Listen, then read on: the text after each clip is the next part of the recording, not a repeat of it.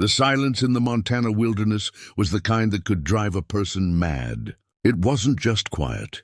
It was the complete absence of life itself, as if the world had stopped breathing. Margaret Whitman stood at the edge of the clearing, her breath forming ice crystals in the brutal February air, staring at what should have been her new home, but looked more like a tomb. Before we jump back in, tell us where you're tuning in from.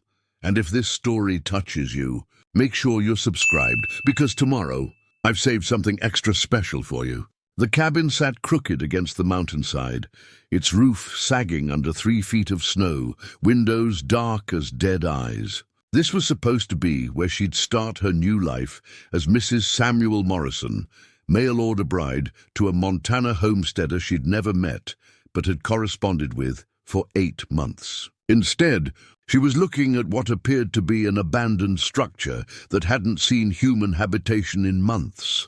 The journey from Boston had taken 6 weeks through the worst winter the frontier had seen in a decade. Trains delayed by blizzards, stagecoaches stuck in snowdrifts, and a final 20-mile trek on snowshoes with a guide who'd warned her 3 times that she was making a terrible mistake. Now, standing in knee-deep snow with the wind cutting through her wool coat like it was made of paper, Margaret was beginning to think he might have been right. She was 26 years old, which made her practically an old maid by Boston society standards. After her father's death had left her with nothing but debts and her stepmother's cold indifference, answering Samuel Morrison's advertisement in the Matrimonial Gazette had seemed like her only chance at independence. His letters had painted pictures of a thriving homestead, fertile land, and a comfortable cabin where they'd build a life together. The reality was a collapsed dream buried under Montana snow. The guide, Jake Brennan, shifted nervously behind her, his weathered face grim with concern. "Miss Whitman, we need to head back to town before this weather gets worse. Storm's coming in, and we'll be lucky to make it to Millerville before dark as it is." Margaret pulled her father's old medical bag closer to her chest. She'd brought it partly for sentimental reasons and partly because frontier life often required basic medical knowledge. The bag was one of the few valuable things her stepmother hadn't sold off after the funeral. "Give me a few minutes," she said, her voice steady, despite the fear clawing at her chest. "I need to see inside." Jake shook his head. "That place has been empty since Morrison disappeared last fall. Nothing in there but mice and ghosts. Disappeared." The word hit her like a physical blow. In his last letter, received 3 months ago, Samuel had written about preparing the cabin for her arrival, about the wedding they'd have in the small church in Millerville, about the children they'd raise together. He'd never mentioned any intention of leaving, certainly not abandoning the homestead he'd worked for 5 years to establish. She waded through the snow toward the cabin's front door, her boots breaking through the crust with each step. The wooden steps were buried, but she could feel them beneath her feet as she climbed toward the entrance. The door was solid oak, built to withstand the brutal Montana winters, but it hung slightly ajar, revealing only darkness beyond. "Samuel?" she called out, though she knew it was futile. "Samuel Morrison!" Only silence answered her, the kind of silence that suggested death rather than absence. Margaret pushed the door open wider, wincing as it creaked on rusted hinges. The smell hit her immediately, not the decay she'd expected, but something else. Wood smoke, cold and stale, as if a fire had been burning weeks ago but had long since died. The interior was pitch black, but as her eyes adjusted, she could make out the basic layout. A single large room with a stone fireplace at one end, a kitchen area with a cast-iron stove, and what looked like sleeping quarters separated by hanging blankets. Everything was covered in a fine layer of frost, but the furniture was still in place, suggesting this hadn't been a planned abandonment. She stepped inside, her boots echoing on the wooden floor. "Hello, is anyone here?" That's when she heard it. A sound so faint she almost missed it, so unexpected that her heart nearly stopped. A whimper. Soft, weak, and unmistakably human. Margaret froze, listening intently. There it was again, coming from the back of the cabin, from what appeared to be a partitioned sleeping area. She fumbled in her bag for the oil lamp she'd brought, her hands shaking as she lit it with trembling fingers. The warm glow revealed a scene that was both heartbreaking and miraculous. Huddled together under every blanket and piece of clothing in the cabin were children. 9 of them, ranging in age from what looked like 4 years old to perhaps 14. They were pressed together for warmth, their faces gaunt with hunger and pale with cold. But they were alive. Barely conscious but alive. The oldest, a girl with matted blonde hair and eyes too old for her face, looked up at Margaret with a mixture of hope and terror. "Please," she whispered, her voice barely audible. "Please don't leave us." Margaret's medical training, limited as it was from helping her physician father, kicked in immediately. Hypothermia, malnutrition, dehydration. These children were dying by degrees. But they were still breathing, still aware enough to speak, which meant there was hope. "I'm not leaving anyone," she said firmly, setting down the lamp and moving toward them. "My name is Margaret Whitman, and I'm going to help you." The girl's eyes filled with tears. "I'm Emily Patterson. These are my brothers and sisters and some others. We've been here since November. 3 months these children had been surviving in this frozen cabin, somehow managing to stay alive through one of the worst winters in memory. The logistics of it was staggering. How had they found food? How had they kept warm enough to avoid freezing to death? As Margaret examined the children more closely, she began to piece together their story. The Patterson family, she counted 6 children with similar features, had clearly been traveling when something happened. The other 3 children looked different, possibly from another family or perhaps orphans who'd joined the group. All were wearing multiple layers of clothing, suggesting they'd been preparing for cold weather or had been combining their resources to survive. "Where are your parents?" Margaret asked Emily gently. Though she suspected she already knew the answer, the girl's face crumpled. "Mom and Papa got sick in November. The fever took them in 3 days. We buried them behind the cabin before the ground froze too hard." Margaret's heart broke for these children, who'd not only lost their parents, but had to handle the burial themselves. "And Mr. Morrison, the man who lived here?" "He found us first," Emily continued, her voice growing stronger as she realized Margaret wasn't going to abandon them. "He was heading to town for the winter. Said he was going to bring back supplies and someone to help us get to relatives back east. But the blizzards came early, and he never made it back." The picture was becoming clearer. Samuel Morrison had discovered these orphan children and had tried to help them, but the brutal winter had trapped him in town. Or worse. The children had been left to survive on whatever supplies he'd left behind, rationing food and fuel to last through one of the harshest winters Montana had ever seen. Jake Brennan appeared in the doorway, his eyes widening as he took in the scene. "Sweet Mary and Joseph," he breathed. "Those are the Patterson kids. Their wagon train got hit by fever last fall. We thought they were all dead." "Not dead," Margaret said, already moving to check each child's condition. "But they will be if we don't get them warm and fed immediately." She worked quickly, using her father's medical knowledge to assess each child. Severe malnutrition was evident in all of them. Their clothes hung loose, their faces were hollow, and their movements were slow and weak. But their eyes were alert, and none showed signs of frostbite that couldn't be treated. The youngest, a boy who couldn't have been more than 4, was in the worst condition. His breathing was shallow, and his skin had a bluish tint that spoke of advanced hypothermia. Margaret wrapped him in her own coat, holding him close to share her body heat. "Emily, how have you kept everyone alive?" she asked while working. The girl straightened with pride despite her exhaustion. "Mama taught me about rationing food. We found root vegetables in Mr. Morrison's cellar, and there was dried meat and flour. We made soup with snow water and stretched everything as long as we could. And we took turns keeping the fire going, never let it go out completely. The ingenuity and maturity these children had shown was remarkable. Emily, at 14, had essentially become the mother to 8 other children, managing resources, maintaining hope, and keeping everyone alive through sheer determination and careful planning. But they were at the end of their endurance. Margaret could see it in their faces, in the way they moved, in the desperate hope that flickered in their eyes when they looked at her. They'd fought to survive for 3 months, but they couldn't last much longer. "Jake," she called to the guide, who was still standing in the doorway looking stunned. "We need to get these children to town immediately. Miss Whitman, that's a 20-mile journey in deep snow with a storm coming. These kids are too weak to travel, and we don't have enough supplies for all of them." Margaret looked around the cabin, her mind racing. He was right. Moving 9 malnourished children through 20 miles of wilderness in deteriorating weather would likely kill them. But staying here wasn't an option either.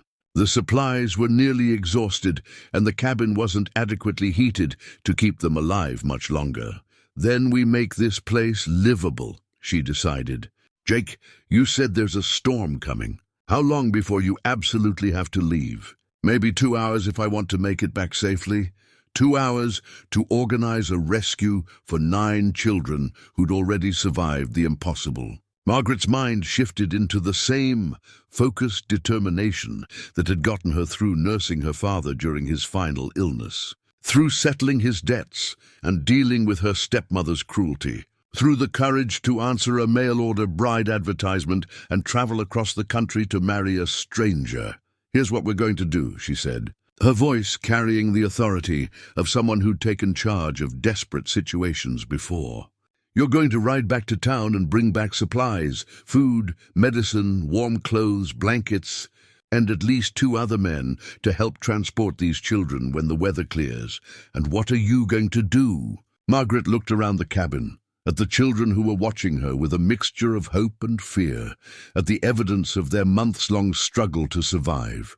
She thought about Samuel Morrison, the man she'd come here to marry but would now likely never meet. She thought about the life she'd planned and the life that was apparently being thrust upon her instead. "I'm going to keep them alive until help arrives," she said simply. "These children have survived 3 months of hell. I'm not going to let them die now." Jake studied her face for a long moment, perhaps seeing something there that reminded him why she'd had the courage to travel across the country to marry a stranger in the first place. "You sure about this, Miss Whitman?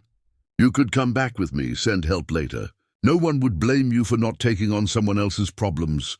Margaret looked at Emily Patterson, who was clutching her youngest brother against her chest, her eyes pleading for the help she'd been praying for through months of desperation. She thought about the letters Samuel Morrison had written, about his kindness and his values, about the kind of man who would take in orphaned children and risk his own life to help them. Maybe this was why she'd really come to Montana. Not to marry a man she'd never met, but to become the person these children desperately needed. To use the strength she'd developed through her own hardships to help them rebuild their lives from absolutely nothing. "I'm sure," she said, already moving to restart the fire that had dwindled to barely glowing embers. "And Jake, when you get to town, tell them Margaret Whitman is going to need supplies for 10 people, not 2. We're going to turn this place into a real home." As the guide prepared to leave, Margaret began the work that would define the rest of her life. She had 9 children who'd survived the impossible, a cabin that needed to become a sanctuary, and the determination to rebuild not just their lives, but her own from nothing but love, courage, and the unshakable belief that sometimes the family you choose is stronger than the family you're born into. Preparing and narrating this story took us a lot of time. So if you are enjoying it, subscribe to our channel. It means a lot to us. Now back to the story.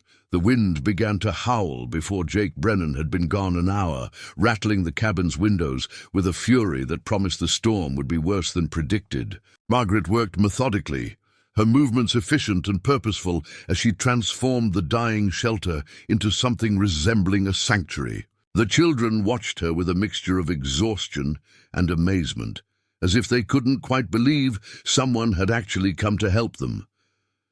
Her first priority was heat. The fireplace held only glowing embers, and the cabin's temperature was barely above freezing. Margaret examined the wood supply and found it dangerously low, perhaps enough for 2 days if they were extremely careful. She'd need to find more fuel quickly, but for now, she focused on maximizing what they had. "Emily," she called to the oldest girl, who seemed to have appointed herself the unofficial leader of the group. "Show me how you've been managing the fire." Emily struggled to her feet, swaying slightly from weakness. "We only light it twice a day, morning and evening. Use just enough wood to cook and warm up, then let it die down to save fuel." Her voice carried the weight of months of careful calculation, of decisions that meant the difference between life and death. Margaret nodded approvingly. "You've done remarkably well, but now we're going to do things differently. We're going to keep this fire burning continuously, and we're going to get everyone's body temperature back to normal." She began rebuilding the fire, using techniques her father had taught her during medical emergencies when maintaining warmth was crucial for patient survival. The flames caught quickly, casting dancing shadows across the cabin walls and bringing the first real warmth the space had felt in weeks. As the fire grew stronger, Margaret turned her attention to the children themselves. She needed to assess each one individually, understanding not just their physical condition, but their personalities, their strengths, and their particular needs. This wasn't just about medical care, it was about rebuilding a family structure from the ground up. "Let's start with introductions," she said, settling cross-legged on the floor near their makeshift bed. "Emily, would you help me learn everyone's names?" Emily's face lit up with something approaching a smile, the first genuine expression of happiness Margaret had seen from any of them. "This is Thomas," she said, indicating the 4-year-old boy Margaret had been most worried about. "He's my youngest brother. Then there's Lucy, she's 6, and Michael, who's 8. Sarah is 10, and Daniel is 12. The Patterson children clustered together, clearly forming one family unit within the group. Margaret could see the resemblance in their features, the same blonde hair, the same determined set to their jaws that had probably helped them survive these terrible months. "And the others?" Margaret asked gently. Emily's expression grew more cautious.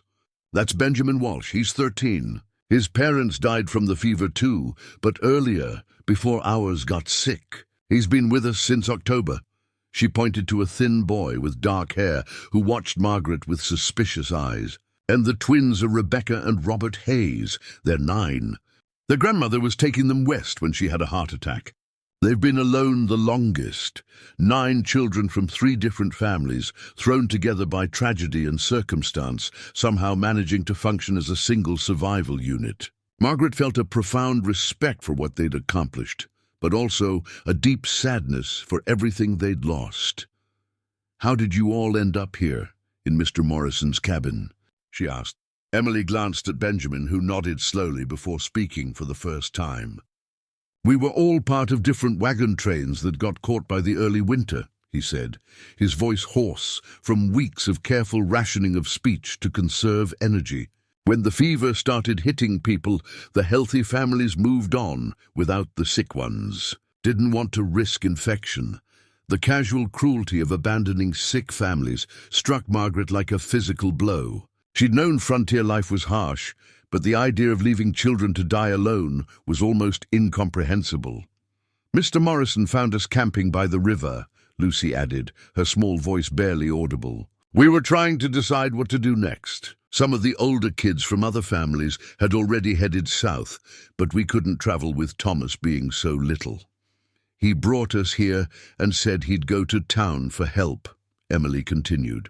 "Said his cabin would keep us safe until he could arrange transport back east to our relatives. But then the snow started falling, and it just never stopped."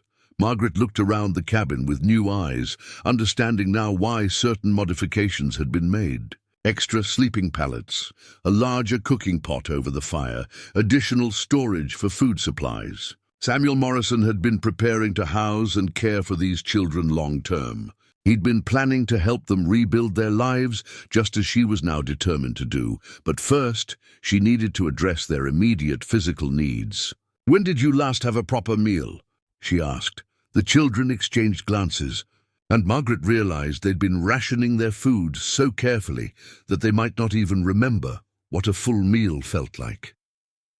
"We have soup every morning and evening." Sarah offered. "And sometimes bread, if we have enough flour." Margaret moved to examine their food supplies, finding them even more depleted than she'd feared. A handful of potatoes, some dried beans, a small amount of flour, and perhaps 2 days' worth of dried meat. These children had been slowly starving themselves to make their resources last as long as possible. The question broke Margaret's heart. This 4-year-old child had learned to think like an adult, calculating survival odds and resource management because his life had depended on it. All of their lives had depended on such careful thinking. "Tomorrow we'll have more food," she promised, hoping desperately that Jake would be able to return quickly with supplies. "Tonight we're going to eat until our bellies are full and get our strength back." She began preparing what was indeed a feast by their recent standards, using generous portions of their remaining supplies to create a hearty stew with vegetables, meat, and thick broth. As the smell filled the cabin, she watched the children's faces transform with anticipation and barely contained hunger. While the meal cooked, Margaret turned her attention to their sleeping arrangements. The children had been huddled together in one area, sharing every available blanket and piece of clothing for warmth. It was efficient for survival, but not healthy for recovery. "We're going to reorganize this space," she announced. "Everyone needs their own sleeping area, proper bedding, and enough warmth to sleep comfortably." She began moving furniture and hanging blankets to create individual sleeping nooks while still maintaining the communal warmth from the fireplace. Her father's medical bag yielded several useful items, including a small bottle of laudanum that could help the children sleep peacefully, and salve for treating minor frostbite and malnutrition symptoms. As she worked, the children began to relax in ways they probably hadn't in months. Their voices grew stronger, their movements less guarded. Benjamin even volunteered to help move furniture, showing a strength she hadn't expected. "Miss Whitman," Emily said as they arranged bedding, "what's going to happen to us?" It was the question Margaret had been dreading, because she didn't have a complete answer yet. Her original plan, to marry Samuel Morrison and settle into frontier life, had been shattered the moment she discovered his absence. But looking at these children who'd survived the impossible, she realized her purpose here might be far greater than anything she'd originally imagined. "First, we're going to get you healthy and strong again," she said honestly. "Then we're going to figure out what each of you wants for your future. Some of you might have relatives back east who can take you in. Others might want to stay here and help me turn this place into a real home. You're going to stay." Rebecca Hayes asked, speaking for the first time since Margaret's arrival.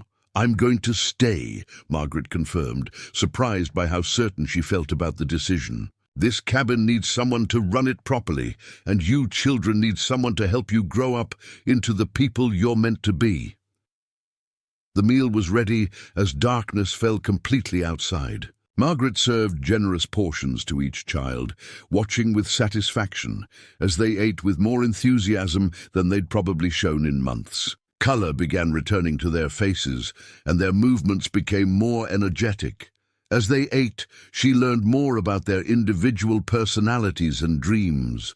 Emily wanted to become a teacher, inspired by her months of caring for the younger children. Benjamin had mechanical aptitude and dreamed of working with the new railroad systems. The twins were artistic, creating elaborate stories and drawings even during their hardest times. Each child had maintained some piece of their original identity, despite everything they'd endured. After dinner, Margaret insisted on examining each child more thoroughly, using her father's medical knowledge to assess their recovery needs. Most suffered from malnutrition and mild hypothermia, but nothing that couldn't be treated with proper food, warmth, and care.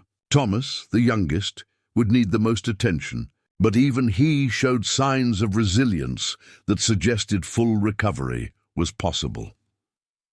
As the children settled into their new sleeping arrangements, the cabin felt different, warmer, more alive, filled with possibility rather than mere survival. The fire crackled cheerfully, casting dancing shadows that looked like hope rather than desperation. "Miss Whitman," Emily called softly from her new sleeping nook. "Thank you for not leaving us. Thank you for staying alive long enough for me to find you," Margaret replied, meaning every word. She sat by the fire long after the children had fallen asleep, planning for the days ahead. Jake would return with supplies, but she needed to think beyond immediate rescue. These children would need education, medical care, proper clothing, and most importantly, the kind of stable home environment that would allow them to heal from their trauma and grow into healthy adults. The cabin was larger than she'd initially realized, with good bones and the potential for expansion. Samuel Morrison had chosen his location well, near a creek for water, with good land for farming, and close enough to town for supplies but far enough away for privacy. It could become exactly the kind of place where 9 orphaned children could rebuild their lives from nothing. Outside, the storm raged with increasing fury, but inside the cabin, 9 children slept peacefully for the first time in months, protected by the warmth of fire and the promise of someone who would never abandon them. Margaret dozed in her chair by the fireplace, one ear always listening for any sign that her charges needed help. Already transforming from the mail-order bride she'd planned to be into the mother figure they desperately needed, the real work of rebuilding their lives would begin tomorrow. Tonight, it was enough that they were all alive, warm, and no longer alone. Margaret woke before dawn to the sound of Thomas coughing, a deep, rattling sound that sent ice through her veins. In the grey light, filtering through frost-covered windows, she could see her breath as she moved quickly to the boy's bedside. The fire had burned low during the night, and the cabin's temperature had dropped dangerously. Thomas was burning with fever, his small body shaking with chills, despite being wrapped in multiple blankets. Margaret's medical training kicked in immediately as she assessed his symptoms: high temperature, labored breathing, and a cough that suggested pneumonia. After months of malnutrition and exposure, his weakened immune system had finally succumbed to illness. "Emily," she called softly, not wanting to wake the other children if possible. "I need your help."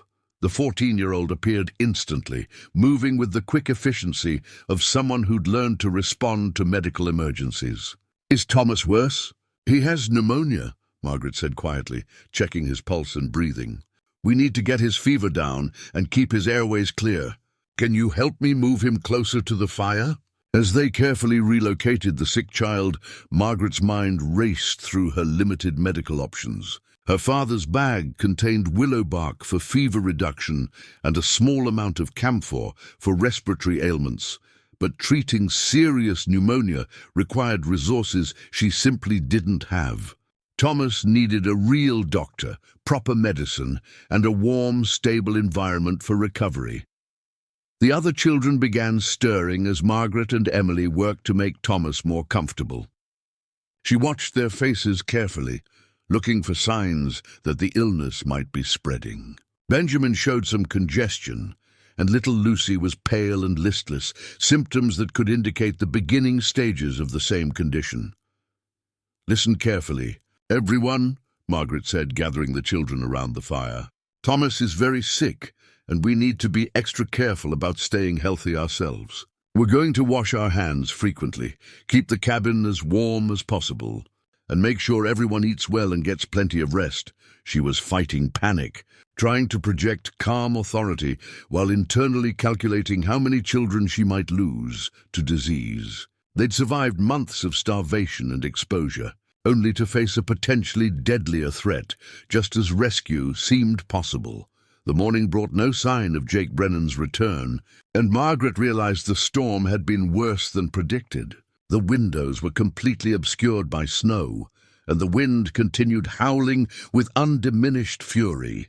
No one would be traveling in this weather, which meant she was completely on her own for at least another day, possibly longer, with Thomas requiring constant care and their food supplies nearly exhausted. Margaret faced decisions that would determine whether they all survived until help arrived. She needed to find additional resources, establish a medical quarantine system, and somehow maintain morale among children who were scared and getting sicker by the hour.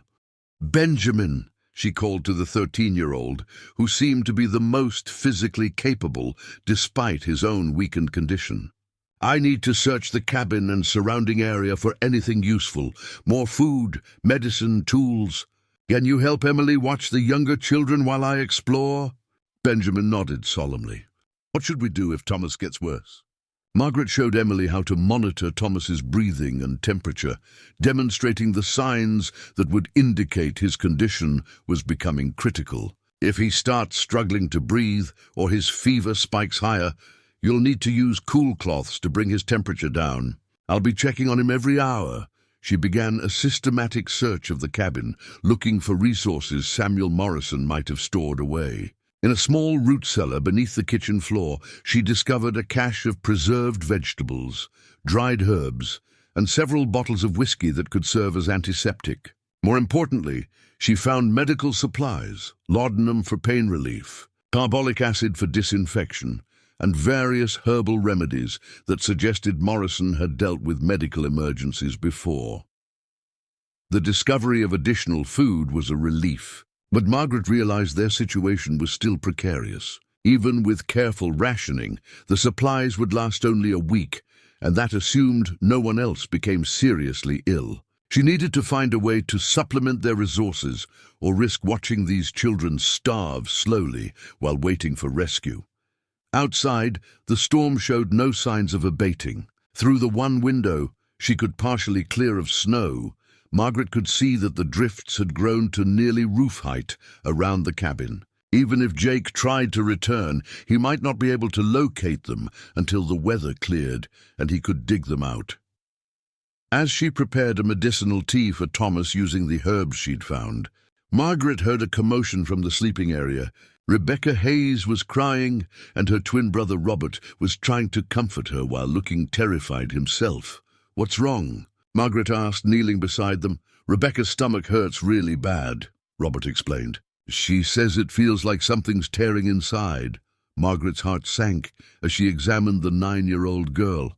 Rebecca's symptoms, severe abdominal pain, fever, and nausea, could indicate appendicitis, a condition that would be fatal without surgical intervention. In a fully equipped hospital, appendicitis was treatable. In a snowed-in cabin with minimal medical supplies, it was a death sentence. She tried to remain calm while assessing Rebecca's condition more thoroughly. The pain was localized to the lower right abdomen, and pressing on the area caused severe discomfort, classic signs of appendicitis. Margaret's father had performed emergency appendectomies, and she'd assisted him several times. But attempting surgery in these conditions would be incredibly risky. "Emily, I need you to help me set up a clean area near the fire," Margaret said, her voice steady despite her racing pulse. "We might need to perform a medical procedure." The older girl's eyes widened with understanding and fear, but she moved immediately to help. Margaret sterilized her father's surgical instruments with the carbolic acid she'd found, her hands shaking slightly as she prepared for what might be her first and last attempt at major surgery. But as she examined Rebecca more carefully, Margaret noticed something that changed her assessment.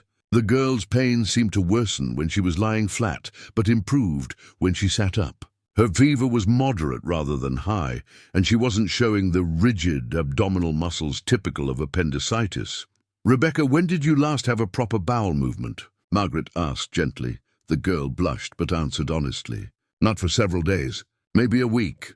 Relief flooded through Margaret as she realized she was dealing with severe constipation rather than appendicitis. Months of limited food and inadequate nutrition had caused severe digestive problems. Painful but treatable with the right approach. She prepared a mixture of warm water, honey, and herbal laxatives from Morrison's medical supplies, explaining to Rebecca that her discomfort would improve over the next day as her digestive system returned to normal function. The treatment was simple, but the relief on everyone's faces was profound.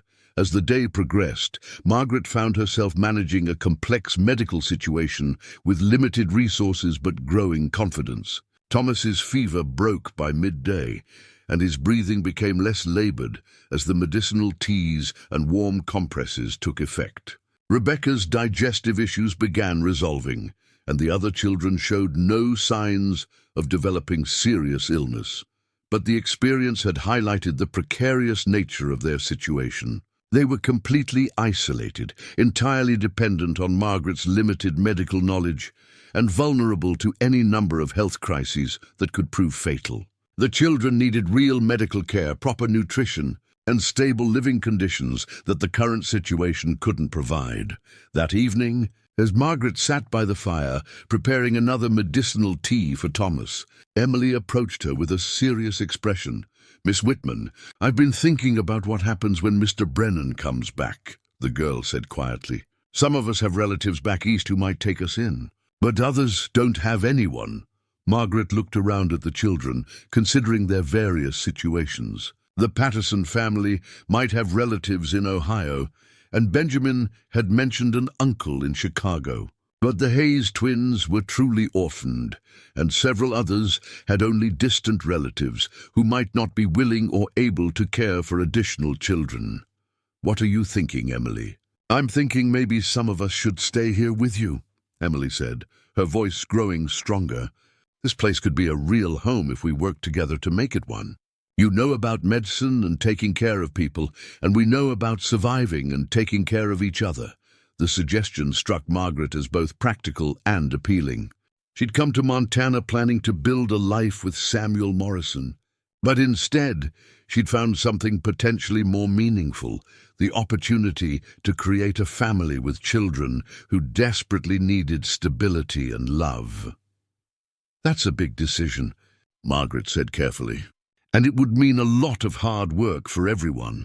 We'd need to expand the cabin, establish reliable food sources, set up proper medical facilities, and create educational opportunities for all of you." "We're not afraid of hard work," Benjamin added, having overheard their conversation. "We've been working hard just to stay alive. Working to build something good would be a lot better." As Margaret considered the possibility, she realized that the children were offering her something she'd never expected to find: a ready-made family united by shared hardship and mutual dependence. They'd already proven they could work together, support each other through crisis, and maintain hope in seemingly hopeless circumstances. The storm finally began to subside that night, and Margaret could see stars through breaks in the clouds. Jake Brennan would probably return within the next day or two, bringing supplies and the means to transport the children to safety. But safety might not mean the same thing for all of them. Some would want to return to relatives and the life they'd known before tragedy struck. Others might choose to stay and help build something new in the Montana wilderness. Either way, Margaret realized her role was no longer about simple rescue. It was about helping each child make the choice that would give them the best chance at a meaningful future.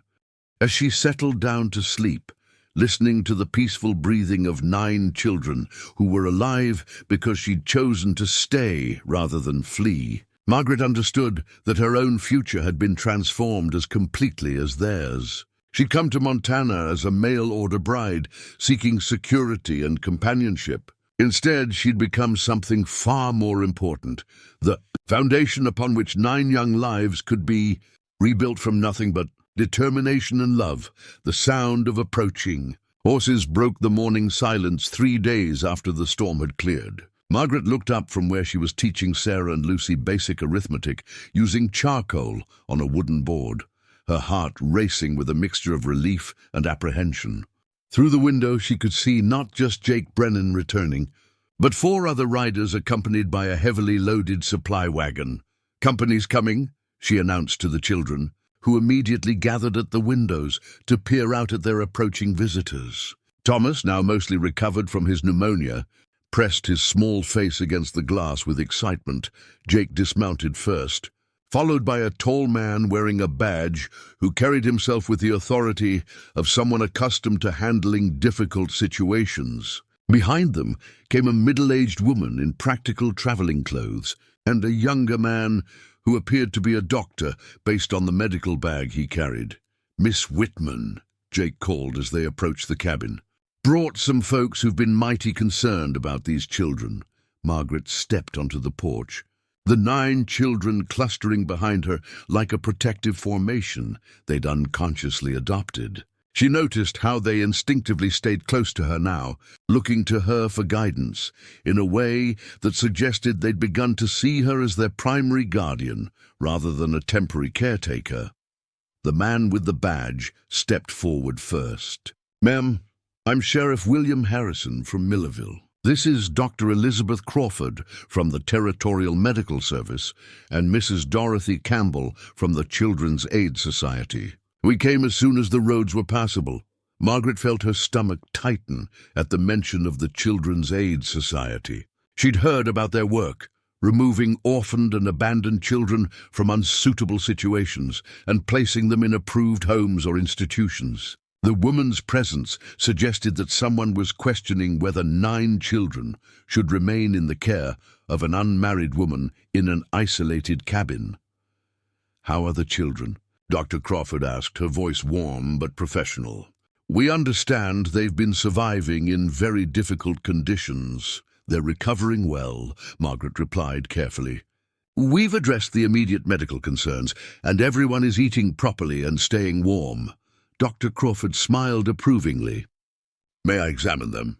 I'd like to assess their overall health and determine what additional care they might need." As the doctor began her examinations, Sheriff Harrison took Margaret aside for a private conversation. "Miss Whitman, we need to discuss the legal situation here. These children were reported missing, and there are questions about what happened to Samuel Morrison." Margaret's heart sank. She'd been so focused on caring for the children that she hadn't considered the legal complications of their situation. "What kind of questions?" "Morrison left town in November saying he was going to bring back orphaned children and arrange for their care. He never returned, and his horse was found dead about 10 miles from here, apparently caught in an avalanche. The children were presumed dead until word reached us that they'd been found alive." The news about Samuel Morrison hit Margaret like a physical blow. The man she'd come to marry had died trying to save the children she was now caring for. His final act had been one of selfless heroism, attempting to bring help through dangerous winter conditions. There are also questions about your legal authority to care for these children, Sheriff Harrison continued gently. "You're not married to Morrison. You have no official relationship to any of the children. And Mrs. Campbell here has been authorized by the territorial government to assess their placement needs." Margaret looked over at Mrs. Campbell, who was watching the children with the calculating gaze of someone evaluating assets rather than caring for human beings. The woman's presence represented everything. Margaret feared bureaucratic decisions made without consideration for the emotional bonds that had formed during their survival ordeal. "What does that mean exactly?" Margaret asked. "It means we need to determine what's in the best interests of each child," Mrs. Campbell interjected, having approached quietly during their conversation. "Some have relatives back east who can provide proper homes. Others may need placement in approved institutions where they can receive education and moral guidance." The clinical tone of her assessment made Margaret's blood boil. These children have been through tremendous trauma. They've formed a family unit that's helped them survive impossible circumstances. Breaking them up now could be emotionally devastating. Mrs. Campbell's expression remained professionally neutral. "Miss Whitman, I appreciate your concern for these children, but emotional attachments formed during crisis situations aren't necessarily healthy or sustainable. These children need stable homes with married couples who can provide proper supervision and education. And what about what the children want?" Margaret asked. "Have you considered asking them where they'd prefer to live?" "Children often don't know what's best for them," Mrs. Campbell replied dismissively. "That's why we have trained professionals to make these decisions." As if summoned by their conversation, Emily Patterson approached the group of adults, her 14-year-old face set with determination. "Excuse me," she said politely but firmly, "are you discussing our future?" Sheriff Harrison looked uncomfortable. "We're trying to figure out the best arrangements for everyone, Emily. Then you should include us in the conversation," Emily said with surprising authority. "We're the ones who'll have to live with whatever decisions you make." Mrs. Campbell frowned at the girl's boldness. "Young lady, these matters are for adults to decide." "I've been making adult decisions for months," Emily replied steadily. "I've kept 8 other children alive through the worst winter Montana's ever seen. I think I've earned the right to have an opinion about our future." Margaret felt a surge of pride at Emily's courage, but also concern about how Mrs. Campbell might respond to such independence. The woman clearly preferred compliant children who didn't question adult authority. Dr. Crawford finished her examinations and joined their group, her expression thoughtful. "The children are remarkably healthy, considering what they've endured," she reported. "Margaret, your care has been exemplary. I see no immediate medical concerns that would require institutional care. However," Mrs. Campbell added quickly, "medical health is only one consideration. We must also think about education, moral development, and preparation for productive adult lives. Miss Whitman has been teaching us," Benjamin Walsh spoke up, having approached with several of the other children. "She knows mathematics and reading and science. She's been showing us how to manage resources and make medical decisions." Mrs. Campbell looked skeptical. "And what about proper religious instruction, social development with children from appropriate families, preparation for suitable marriages and careers?" Margaret realized they were facing a fundamental clash of values. Mrs. Campbell represented a worldview that prioritized conventional social structures and institutional control. Margaret and the children had developed something more organic, a family structure based on mutual dependence, shared responsibility, and emotional bonds forged through crisis. "Perhaps we should hear what each child prefers," Sheriff Harrison suggested diplomatically. "That might help us understand the best path forward." Over the next hour, they conducted informal interviews with each child. The results were revealing and, for Mrs. Campbell, clearly disappointing. Thomas, Lucy, and Sarah Patterson wanted to stay with Margaret and their siblings. Michael and Daniel were interested in eventually attending school in town, but returning to the cabin afterward. Emily was adamant about remaining to help, care for the younger children, and continue her informal education. Benjamin Walsh surprised everyone by expressing interest in railroad work, but wanting to maintain the cabin as his home base. The Hayes twins, Rebecca and Robert, had no relatives anywhere and desperately wanted to stay with the only family they'd known since their grandmother's death. "This is highly irregular," Mrs. Campbell protested after hearing their preferences. "Children can't simply choose to live in unsupervised situations with unmarried women of questionable background." Questionable background? Margaret's temper flared. "I traveled across the country to marry a man who died trying to save these children. I've provided medical care, education, and emotional support that's kept them all alive and healthy. What exactly about my background is questionable?" Dr. Crawford intervened before the conversation could escalate further. "Perhaps we need to consider alternative arrangements that respect both the children's preferences and society's requirements for proper supervision." "What kind of alternatives?" Sheriff Harrison asked. "Well," Dr. Crawford said thoughtfully, "if Miss Whitman were to marry someone from the community, someone who could provide the male authority and social respectability that Mrs. Campbell's concerns require, many of these issues would be resolved." Margaret stared at her. "You're suggesting I should marry a stranger just to satisfy bureaucratic requirements?" "Not a stranger necessarily," Jake Brennan said quietly. "There are good men in Millerville who've been looking for wives, men who'd respect what you've done here and support your care for these children." The suggestion felt absurd and deeply troubling. Margaret had already sacrificed her original marriage plans to save these children. Now she was being asked to sacrifice her right to choose her own romantic future to satisfy social conventions that seemed increasingly meaningless after everything they'd endured together. "And if I refuse?" Margaret asked. Mrs. Campbell's expression hardened.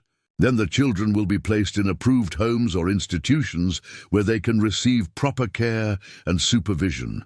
The threat hung in the air like smoke from a dying fire. Margaret looked at the children, seeing the fear and determination in their faces. They'd survived months of physical hardship, only to face the possibility of being separated by bureaucratic decisions they had no power to influence.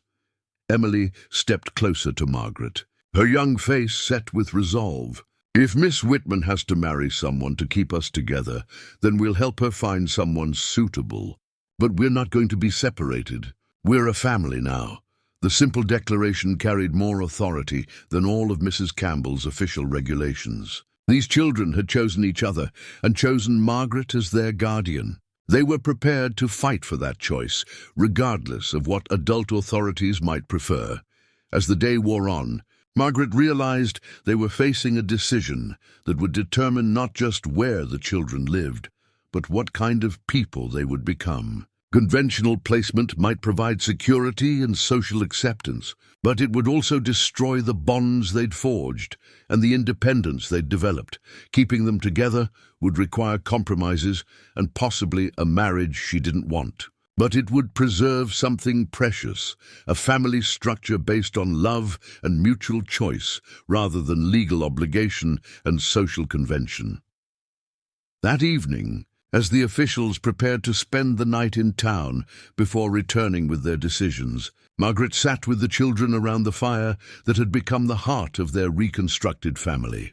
"Tomorrow, we're going to have to make some difficult choices," she told them honestly. "Some of you might decide that going to relatives or approved homes is the right choice for your future.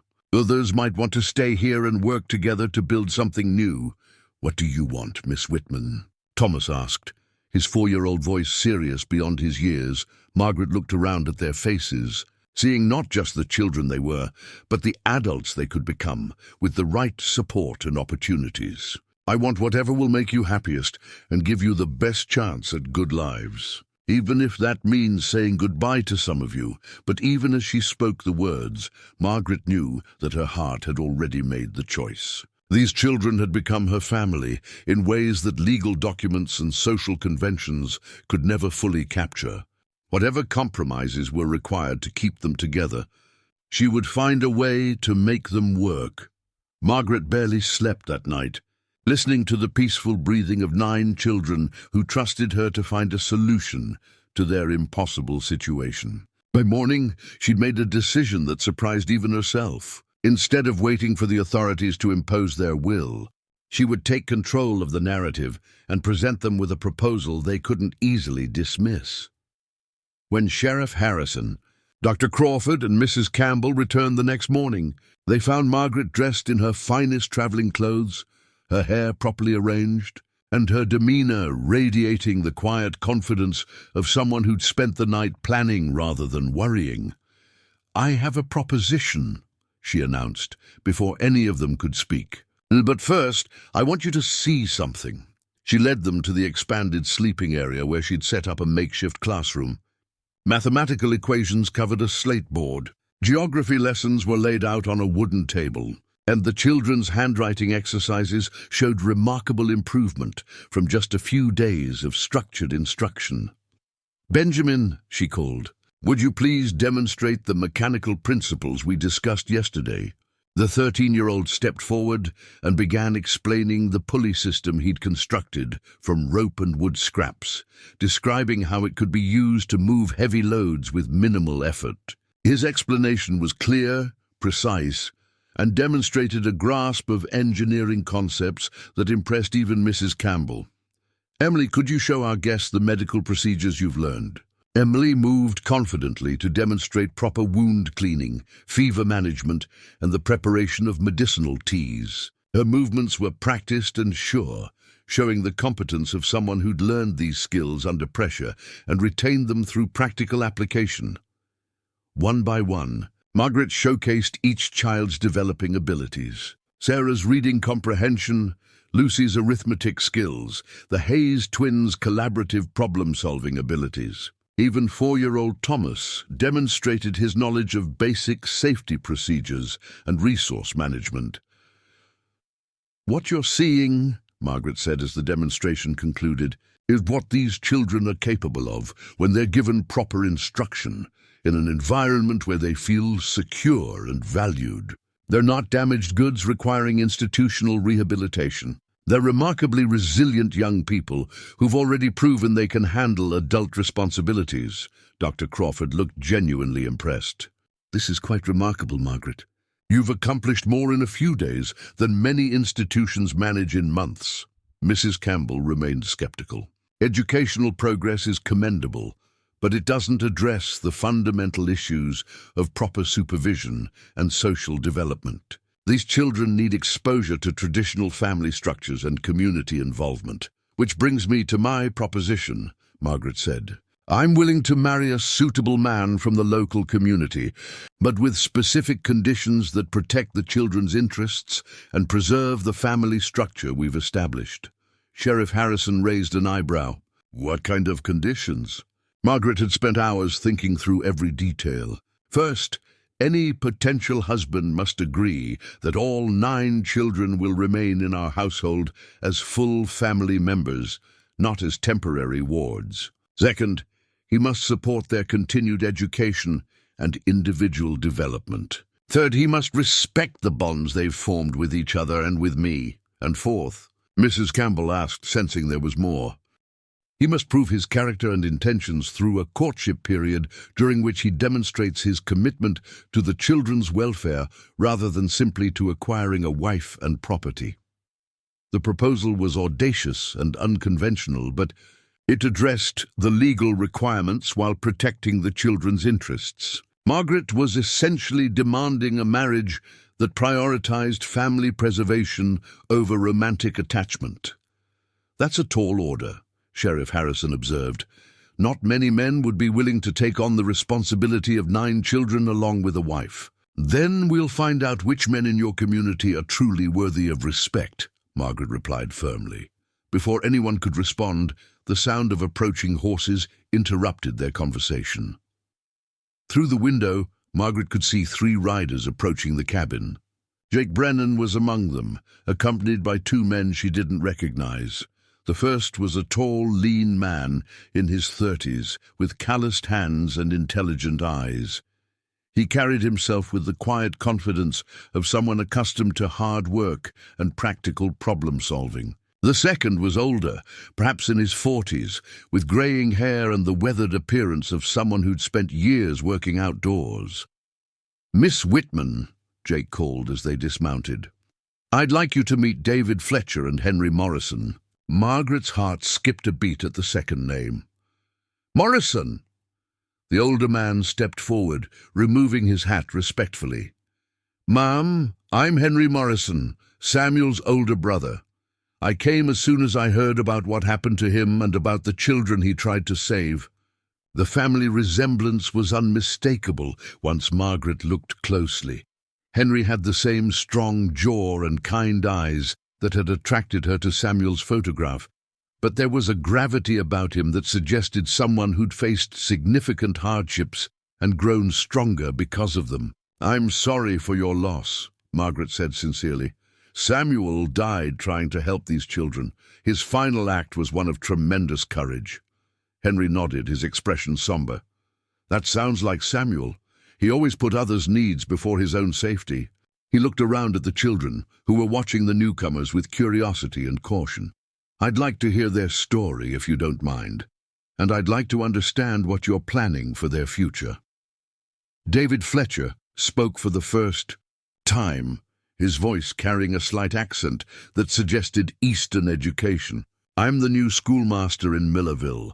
Jake told me about the children's situation and their educational needs. Mrs. Campbell looked pleased to see what appeared to be reinforcement for her position.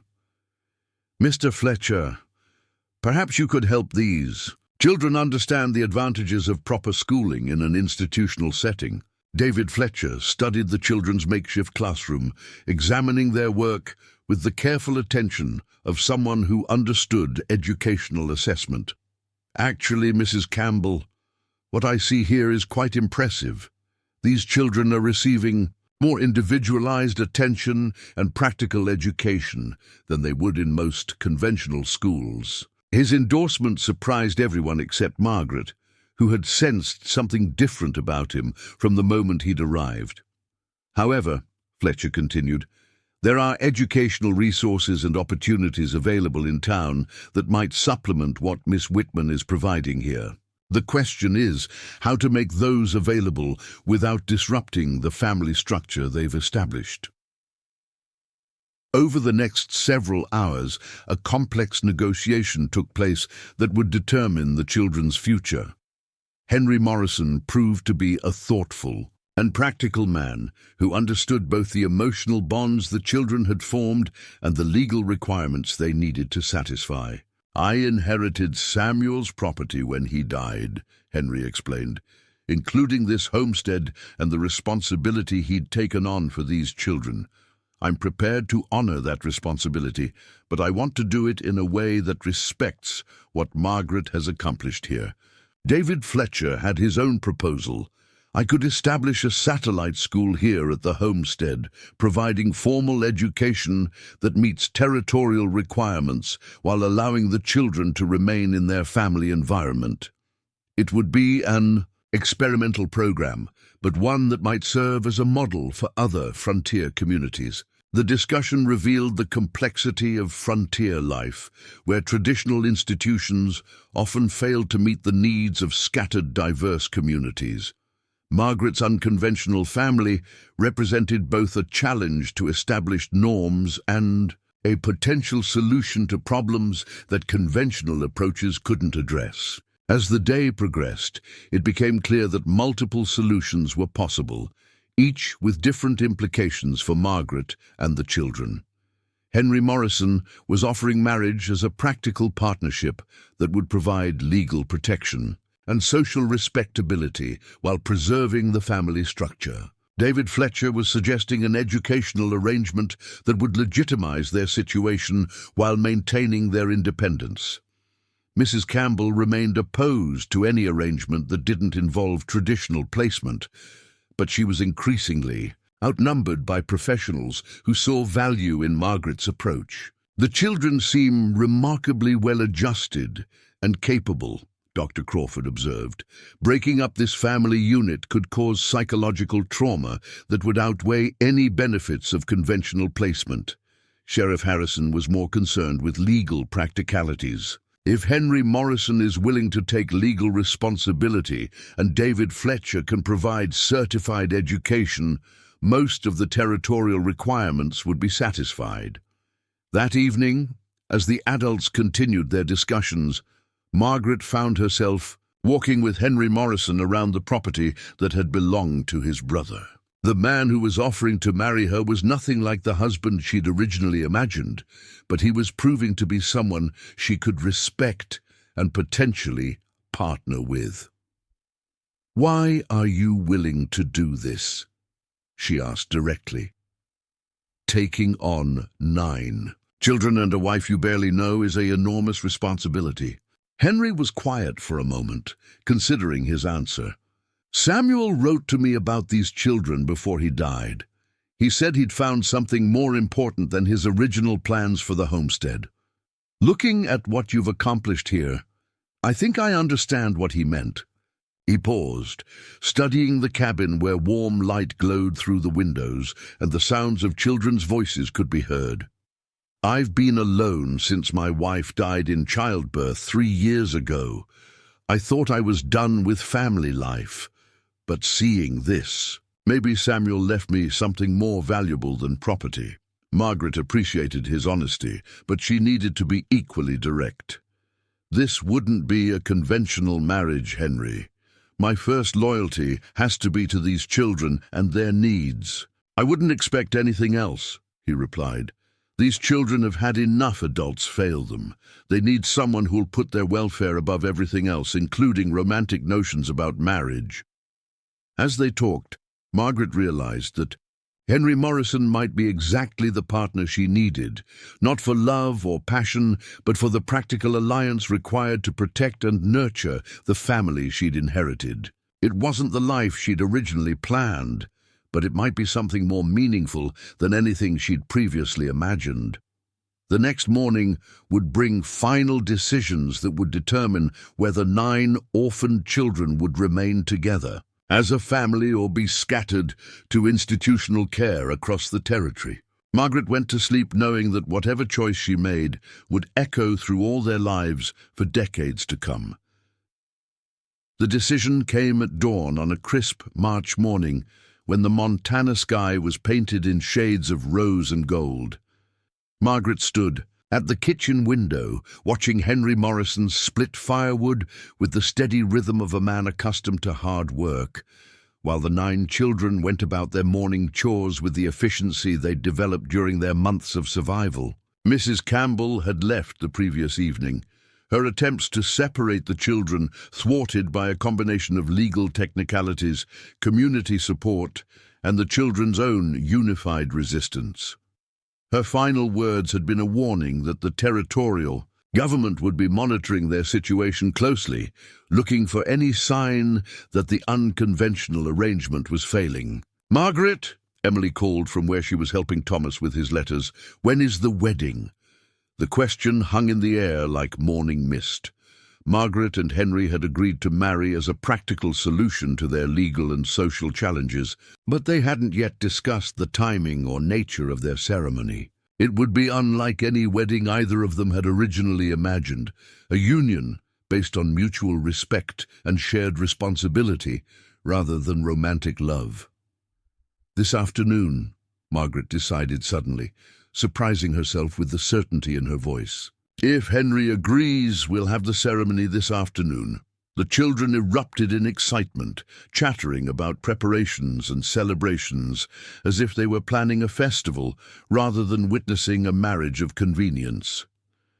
Their enthusiasm was infectious, and Margaret found herself smiling at their ability to find joy in circumstances that adults might view as purely pragmatic. Henry appeared in the doorway, having overheard the conversation. "This afternoon sounds perfect," he said, his calm demeanor masking whatever emotions he might be feeling about marrying a woman he'd known for less than a week. "Sheriff Harrison can perform the ceremony, and David Fletcher has offered to serve as witness. Over the next several hours, the cabin was transformed by the children's efforts to create something beautiful from their limited resources. Emily and Sarah gathered early wildflowers from the protected spots near the creek. Benjamin and Daniel constructed rough benches from split logs and planks. The twins, Rebecca and Robert, worked together to prepare a special meal using supplies that Jake Brennan had brought from town. Margaret found herself deeply moved by their efforts to make the day meaningful, despite the unusual circumstances surrounding the marriage. These children, who had lost everything and survived months of hardship, were pouring their energy into creating a celebration that honored the formation of their new family structure. "Miss Whitman," Lucy approached her with a shy smile. "We made something for you." The 6-year-old presented a crown woven from pine boughs and early spring flowers, simple but beautiful in its childish craftsmanship. The gesture brought tears to Margaret's eyes as she realized that these children were giving her something she'd never expected to have, a family wedding surrounded by people who truly wanted her happiness. As the afternoon approached, Margaret faced the reality of marrying a man she respected but didn't love, in order to protect children who had become more important to her than her own dreams of romantic fulfillment. It wasn't the life she'd planned when she'd answered Samuel Morrison's advertisement, but it felt right in ways that her original expectations never had. She changed into the dress she'd planned to wear for her wedding to Samuel, a blue silk that brought out her eyes and suggested prosperity without ostentation. As she arranged her hair, Margaret thought about the strange path that had brought her to this moment. She'd come to Montana seeking security and companionship, but she'd found something more valuable, a purpose that gave meaning to every sacrifice she was making. Henry Morrison cleaned up and changed into his best suit, a well-tailored garment that suggested he'd been successful in his previous life before circumstances brought him to this frontier wedding. When he emerged from the small room where he'd been staying, Margaret was struck by how handsome he looked and how little physical attraction mattered compared to the respect and partnership they were building together. Sheriff Harrison arrived precisely at 4 o'clock, carrying a leather-bound book of territorial law and wearing the solemn expression appropriate for a man about to perform a marriage ceremony that would legally bind two practical strangers. David Fletcher accompanied him, along with Dr. Crawford, who had chosen to stay an extra day to witness the unprecedented solution to the children's custody situation. "Before we begin," Sheriff Harrison said, "I want both of you to understand that this marriage will be legally binding in every sense. Whatever your original motivations, you'll be taking on the full responsibilities and rights of married partners." Margaret and Henry exchanged glances, acknowledging the gravity of what they were undertaking. They were essentially agreeing to build a life together based on shared values and mutual commitment to the children's welfare, and trusting that respect and common purpose might eventually grow into something deeper. The ceremony itself was brief, but surprisingly moving. Sheriff Harrison read the traditional vows, and Margaret and Henry repeated them with sincerity that suggested they understood the weight of their promises. When Henry slipped a simple gold band onto Margaret's finger, a ring that had belonged to his deceased wife, she felt the symbolic weight of becoming not just his partner, but the stepmother to his memories and responsibilities. "You may kiss the bride," Sheriff Harrison announced, and Henry leaned forward to brush Margaret's lips with a gentle, respectful kiss that sealed their partnership without pretending to passionate emotions they didn't yet feel. The children cheered and applauded as if they were witnessing the greatest love story ever told, their enthusiasm making the practical arrangement feel genuinely celebratory. Margaret realized that for them, this marriage represented security and permanence, the assurance that their family would remain together regardless of what challenges might come. The wedding feast was simple but joyful, with the children taking turns offering toasts that ranged from Thomas's earnest thanks to Emily's sophisticated observations about love, taking many different forms. Dr. Crawford contributed medical expertise by ensuring that the celebration didn't overtax anyone's still recovering health, while David Fletcher discussed his plans for establishing the satellite school that would provide formal education while maintaining the family structure.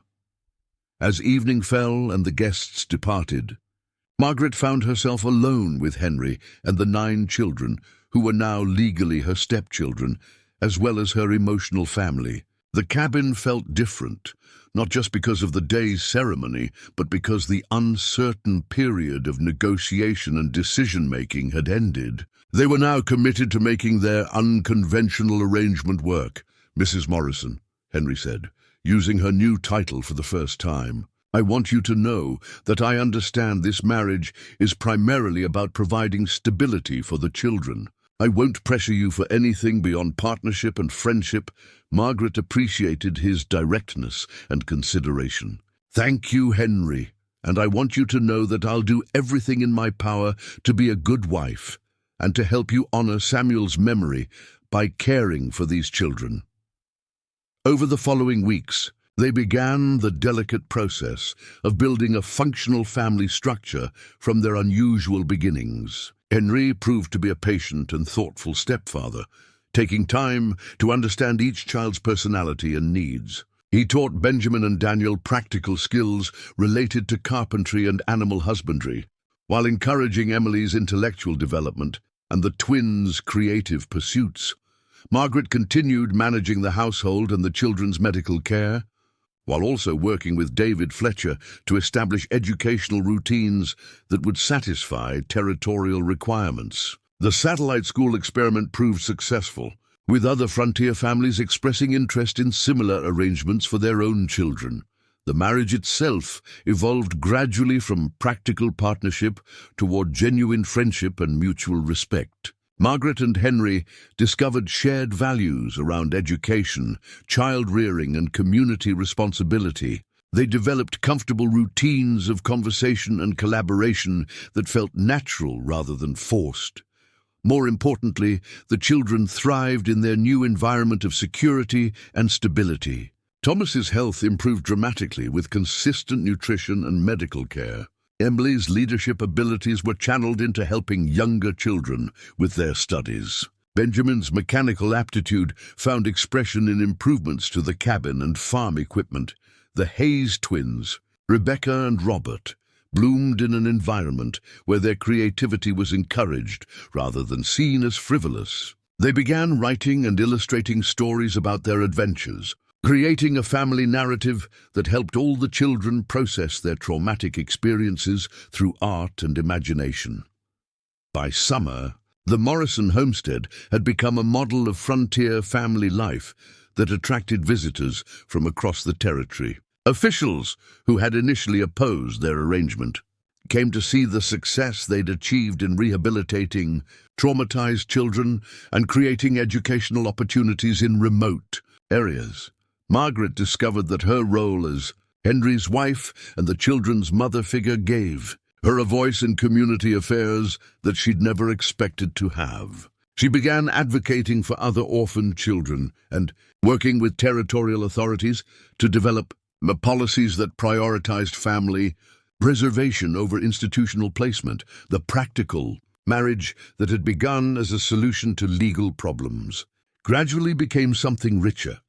Partnership based on shared purpose and growing affection. Margaret and Henry never claimed to have fallen passionately in love, but they built something perhaps more valuable, a relationship founded on mutual respect, common values, and the daily satisfaction of working together toward meaningful goals. Most evenings found them sitting together on the cabin's expanded porch, watching their children play in the garden Margaret had planted and discussing plans for further improvements to their home and their educational programs.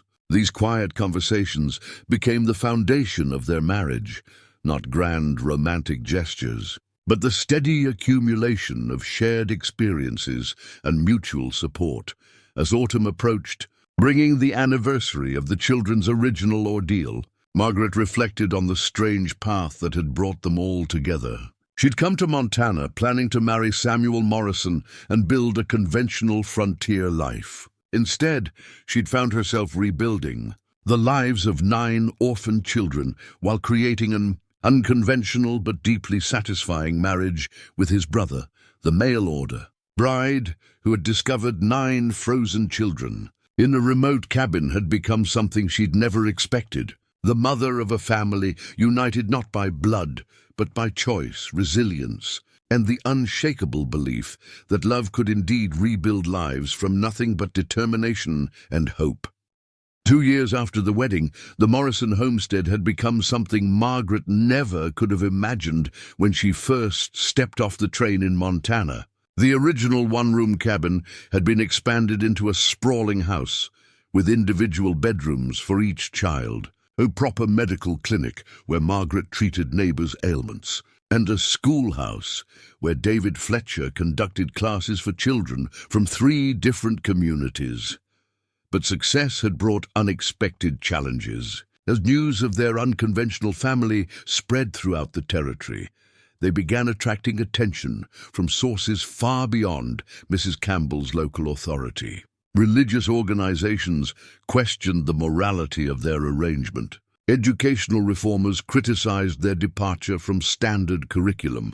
And most troubling of all, political figures began using their situation as ammunition in debates about territorial statehood and proper social order. Margaret stood in her expanded kitchen, reading a letter that had arrived that morning from the Territorial Children's Welfare Commission in Helena. The formal language couldn't disguise the threat it contained, a full investigation into their custody arrangement, their educational practices, and their compliance with evolving territorial standards for child welfare. "Bad news?" Henry asked, entering with mud on his boots from the morning's work in their expanding fields. At 35, he'd grown into his role as head of their unusual household. But Margaret could see the worry lines that had developed around his eyes as external pressures mounted.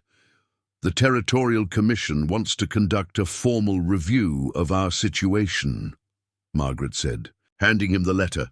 "They're questioning whether our educational program meets government standards and whether the children are receiving proper moral guidance." Henry read the letter carefully, his expression growing grimmer with each paragraph. "And they're asking for detailed records of every aspect of the children's lives. Medical reports, educational assessments, behavioral evaluations, even religious instruction documentation. The investigation represented more than bureaucratic oversight. It was a direct challenge to everything they'd built together. Over 2 years, their family had developed its own rhythms and traditions that worked for their specific circumstances, but didn't necessarily align with conventional expectations." Emily, now 16, had become Margaret's assistant in managing both the household and the medical clinic. Her maturity and competence often surprised adults who expected a typical teenage girl. But some officials viewed her independence as evidence of inadequate supervision rather than successful development. Benjamin Walsh, at 15, had shown remarkable mechanical aptitude and was already designing improvements to farm equipment that neighboring ranchers wanted to purchase. His entrepreneurial spirit should have been celebrated, but some authorities worried that he was being encouraged to pursue trade work instead of proper academic studies. The Hayes twins, Rebecca and Robert, had developed their artistic talents to a degree that attracted attention from art teachers in Denver. Their illustrated stories about frontier life had even been featured in a territorial magazine. But critics argued that artistic pursuits were frivolous distractions from essential practical education. "There's more," Margaret said, producing a second letter. "The Methodist Church Association is sending a representative to evaluate our religious instruction program. Apparently, they've received complaints that we're not providing proper spiritual guidance." Henry set down both letters and looked out the window at their thriving homestead. The children were visible in various activities, some working in the garden, others tending to livestock, a few studying under the oak tree they'd planted in Samuel's memory. It was a scene of productive, happy family life that should have satisfied any reasonable observer. "What kind of complaints?" he asked. Margaret had been dreading this conversation, but Henry deserved to know the full extent of their challenges. "Some people in town are saying that we're raising the children without proper Christian values. They point to the fact that we encourage the children to ask questions about everything, including religious teachings, and they're concerned that we allow the older children too much independence in making decisions about their own futures." The key accusations stung because they touched on fundamental philosophical differences about child-rearing and education. Margaret and Henry had deliberately fostered critical thinking and independence in their children, believing that young people who'd survived traumatic experiences needed to develop strong personal judgment rather than blind obedience to authority. Emily appeared in the kitchen doorway, her expression serious beyond her years. "I couldn't help overhearing," she said. "Are they going to try to separate us again?" Margaret felt her heart tighten at the fear in Emily's voice. Despite 2 years of stability and success, the children still carried anxiety about being torn apart by adult decisions they couldn't control. "Not if we can help it," Margaret said firmly.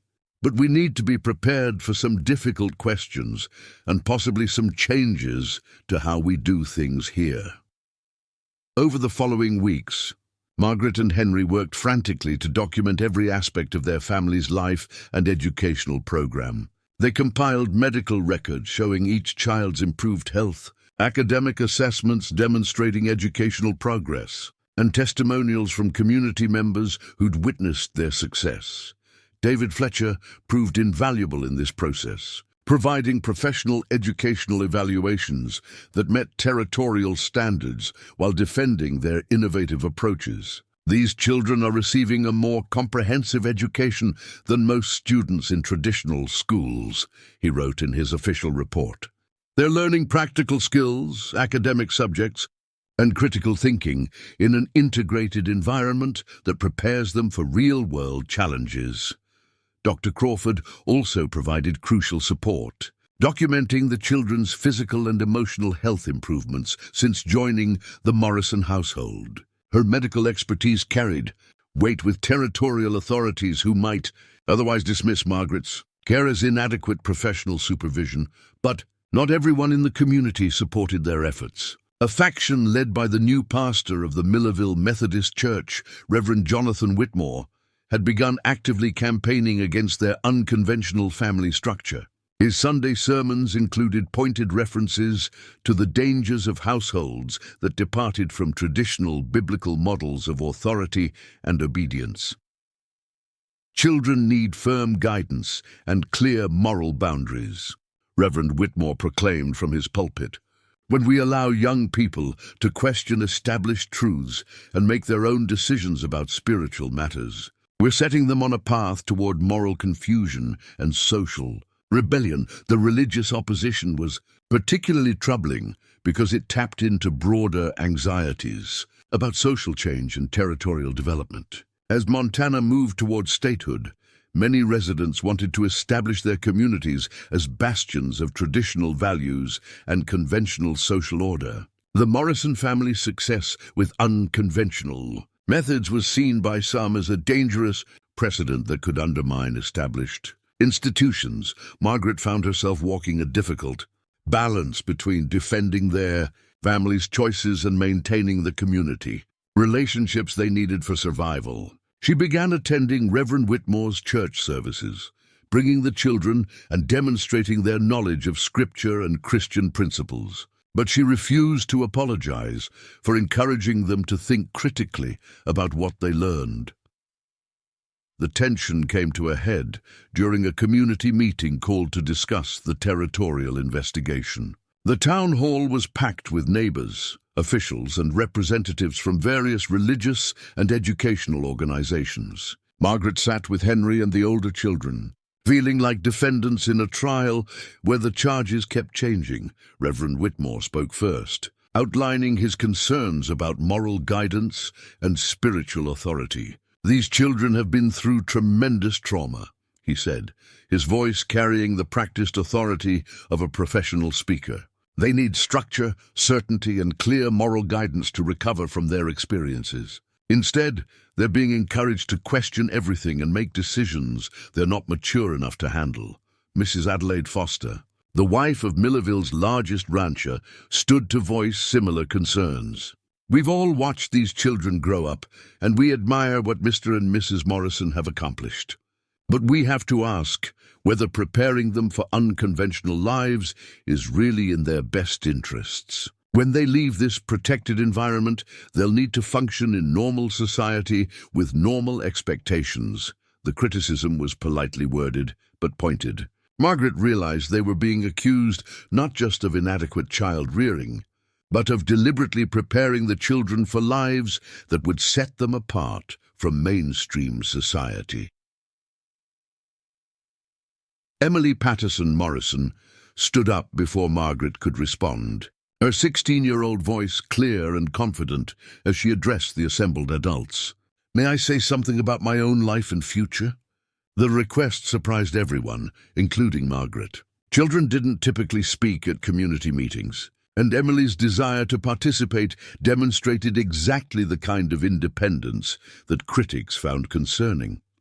"Of course, dear," said Mayor Harrison, Sheriff Harrison's brother, who was moderating the meeting. Emily moved to the front of the room, facing the crowd with poise that would have impressed politicians twice her age. 2.5 years ago, I was dying in a frozen cabin with 8 other children. We were starving, sick, and completely alone. If Mrs. Morrison, Miss Whitman then, hadn't found us and chosen to help us, we would all be dead." Her words carried the weight of lived experience that silenced the theoretical arguments being made by adults who'd never faced such challenges. "Since then, I've learned to read and write at a level that exceeds most adults. I can perform medical procedures that have saved lives. I can manage household finances, organize educational programs, and help care for children who need support. I've learned to think for myself, make responsible decisions, and contribute meaningfully to my community." Emily paused, looking directly at Reverend Whitmore before continuing. "I've also learned to read the Bible critically, to understand Christian principles of love and service, and to apply those principles in my daily life. I don't follow religious rules blindly, but I follow them thoughtfully because I understand their purpose and value." The room was completely silent as Emily concluded her statement. "You're debating whether our family is preparing us adequately for normal society. But maybe the question should be whether normal society is prepared for young people who can think critically, act independently, and take responsibility for themselves and others." Her challenge hung in the air like smoke from a distant fire, forcing everyone present to confront fundamental questions about education, independence, and the kind of citizens they wanted to develop in their growing territory. Margaret felt a surge of pride mixed with apprehension. Emily's speech was brilliant and persuasive, but it also demonstrated exactly the kind of intellectual independence that their critics found threatening. The investigation and community pressure were far from over, and the stakes were becoming higher with each public confrontation. As the meeting continued with heated debates and formal presentations, Margaret realized they were fighting not just for their family's survival, but for a vision of childhood and education that challenged fundamental assumptions about authority, independence, and the purpose of raising children. The battle for their unconventional family was entering a new phase, one that would test not only their practical arrangements, but their deepest beliefs about what children needed to thrive in an uncertain and changing world. The formal hearing began on a cold October morning 3 years after Margaret had first found the children. The territorial courthouse in Helena was filled beyond capacity, with spectators traveling from across Montana to witness what newspapers were calling the Great Family Trial. Margaret sat at the defendant's table wearing her finest dress, flanked by Henry and their lawyer, Jonathan Mitchell from Denver, while the 9 children occupied the front row behind them. Judge Theodore Bancroft presided over proceedings that would determine not just the fate of the Morrison family, but establish legal precedents for child welfare and educational innovation throughout the territory. At 62, Bancroft was known for his methodical approach to complex cases and his willingness to consider unconventional evidence when making decisions that would affect people's lives. The prosecution was led by territorial attorney Marcus Worthington, a political appointee who'd built his career on enforcing conventional social standards. His opening statement painted the Morrison household as a dangerous experiment that prioritized ideological principles over children's welfare. "Your Honor," Worthington declared, his voice carrying the practiced authority of someone accustomed to swaying juries, "we are here to consider whether 9 vulnerable children should remain in a situation that deliberately rejects established standards for child-rearing, education, and moral guidance. While we acknowledge the defendant's good intentions cannot substitute for proper training, appropriate supervision, and adherence to proven methods of child development." He outlined a case built on documentation of every way the Morrison family departed from territorial norms. Their educational program emphasized critical thinking over rote memorization. Their religious instruction encouraged questions rather than demanding obedience. Their household structure gave children unprecedented authority over their own decisions and futures. "These children have been used as subjects in an ongoing social experiment," Worthington continued, "one that may have appeared successful in isolation, but has prepared them inadequately for functioning in normal society.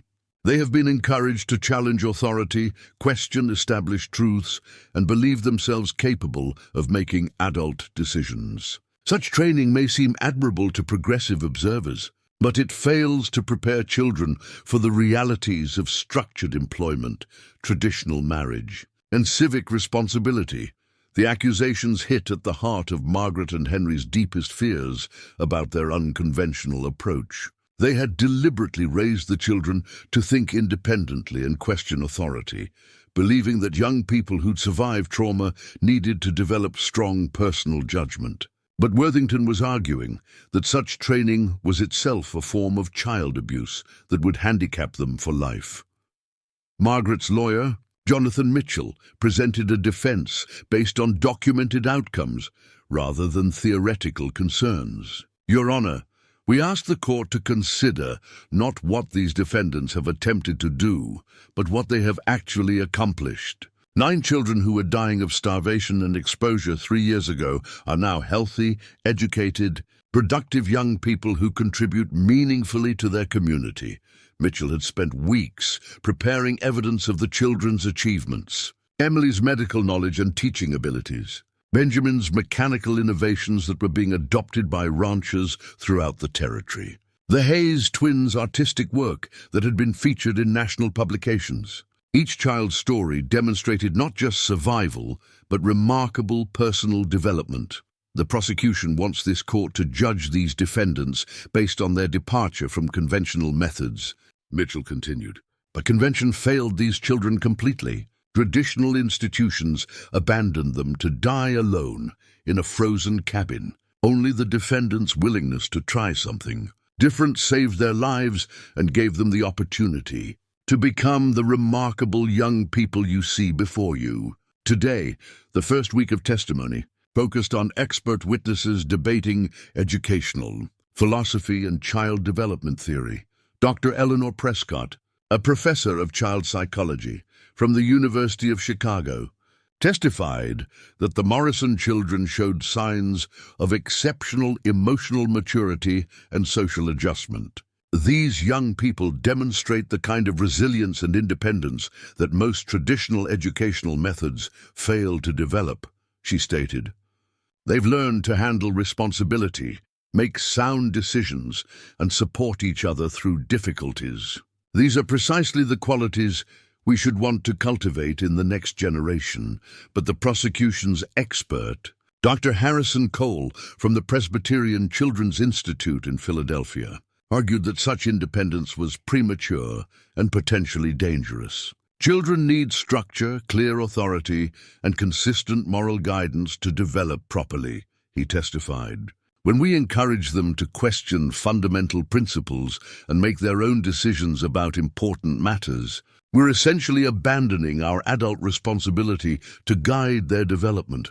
The debate revealed fundamental philosophical divisions about childhood, authority, and education that extended far beyond the Morrison family's specific situation. The case was becoming a public forum for broader questions about how society should prepare young people for an uncertain and rapidly changing world. The second week brought testimony from community members who had observed the children's development over 3 years. Mayor Harrison spoke about their contributions to community projects and their respectful behavior toward adults. Several ranchers described Benjamin's mechanical innovations and his fair dealing in business transactions. The doctor who'd replaced Dr. Crawford praised Emily's medical knowledge and her assistance during emergencies. But Reverend Whitmore and his supporters presented a different picture. They testified about the children's tendency to ask challenging questions during Sunday school, their reluctance to accept religious teachings without explanation, and their general attitude of intellectual independence that some adults found unsettling. I don't question their intelligence or their good behavior, Reverend Whitmore testified. But there's a difference between knowledge and wisdom, between cleverness and character. These children have been taught to trust their own judgment rather than submit to proper authority. Such training may serve them well in academic pursuits, but it fails to prepare them for the kind of humble obedience that Christian life requires. The most dramatic testimony came when each of the children was called to speak for themselves. At 16, Emily was old enough to testify as an adult witness, and her responses to cross-examination demonstrated exactly the kind of thoughtful independence that both sides were debating. Miss Patterson, Prosecutor Worthington asked, do you believe children should always obey their parents and other adults in authority? Emily considered the question carefully before responding. I believe children should respect adults and listen to their guidance. But I also believe that obedience without understanding can be dangerous. If an adult tells a child to do something harmful or wrong, blind obedience becomes a form of harm rather than respect.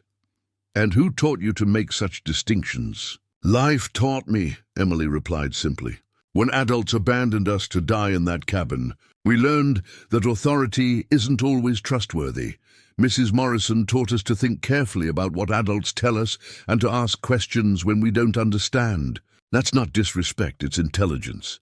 Benjamin's testimony focused on his mechanical work and business dealings. At 15, he was already earning money through his innovations and had plans to establish a manufacturing operation that would employ other young people in the territory.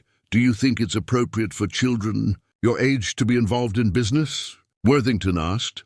I think it's appropriate for people of any age to contribute whatever they can to their community, Benjamin responded.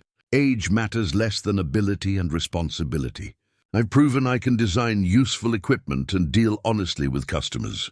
Why should that be considered inappropriate just because I'm 15? The Hayes twins, now 11, testified together about their artistic work and their plans for the future. Their poise and articulation impressed observers, but also highlighted the unusual maturity that critics found concerning.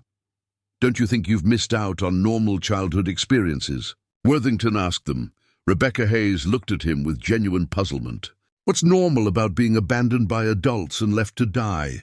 We've had the chance to develop our talents, learn useful skills, and live with people who care about us. That seems much more normal than sitting in classrooms memorizing information we'll never use.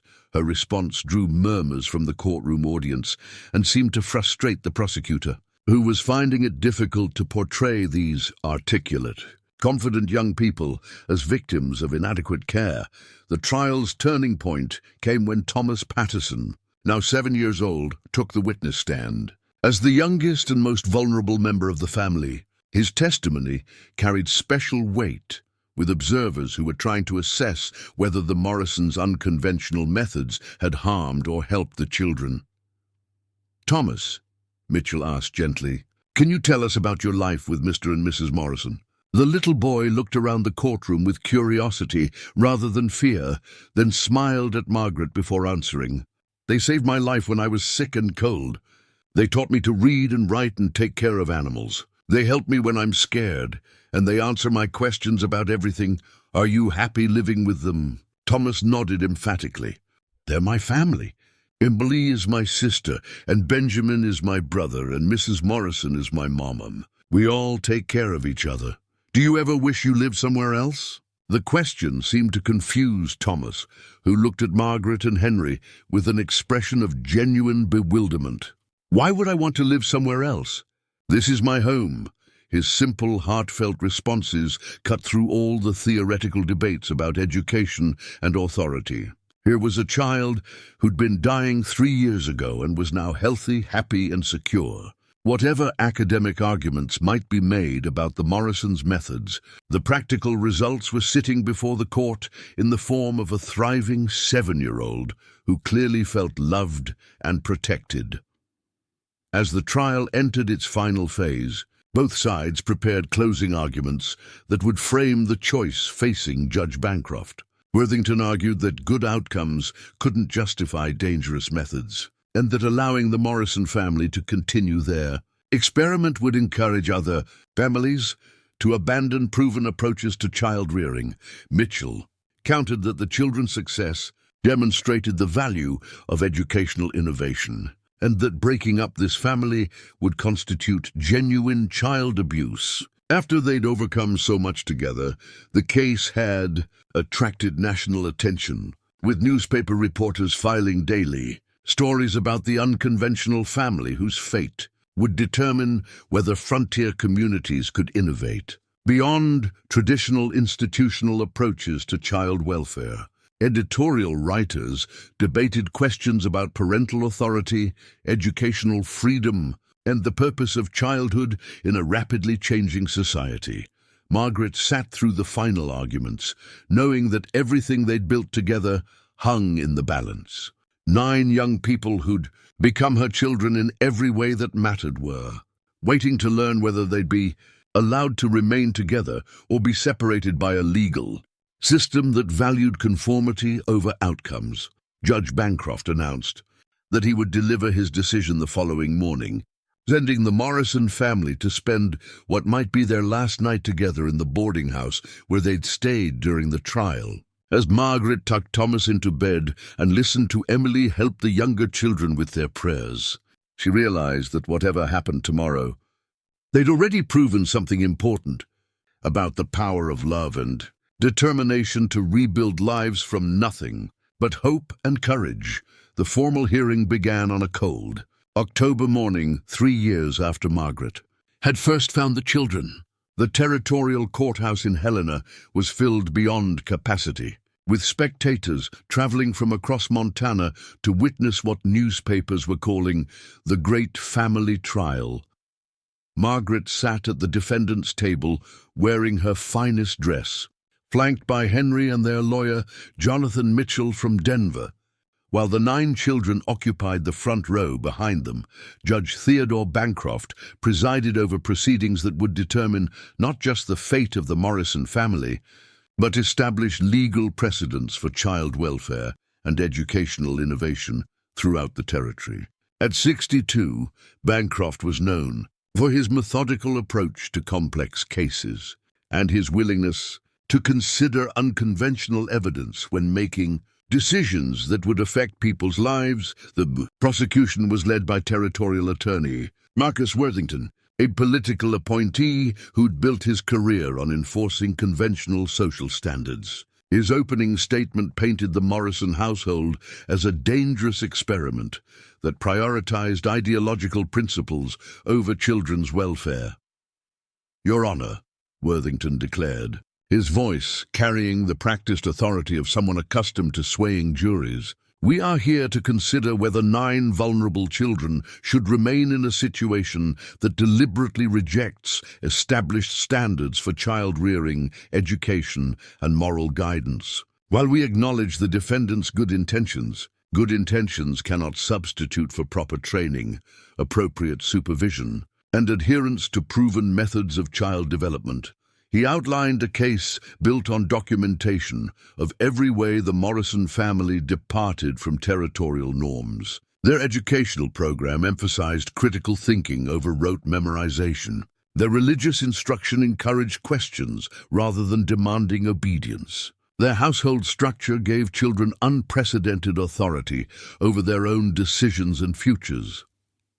"These children have been used as subjects in an ongoing social experiment," Worthington continued, "one that may have appeared successful in isolation, but has prepared them inadequately for functioning in normal society. They have been encouraged to challenge authority, question established truths, and believe themselves capable of making adult decisions. Such training may seem admirable to progressive observers, but it fails to prepare children for the realities of structured employment, traditional marriage, and civic responsibility." The accusations hit at the heart of Margaret and Henry's deepest fears about their unconventional approach. They had deliberately raised the children to think independently and question authority, believing that young people who'd survived trauma needed to develop strong personal judgment. But Worthington was arguing that such training was itself a form of child abuse that would handicap them for life.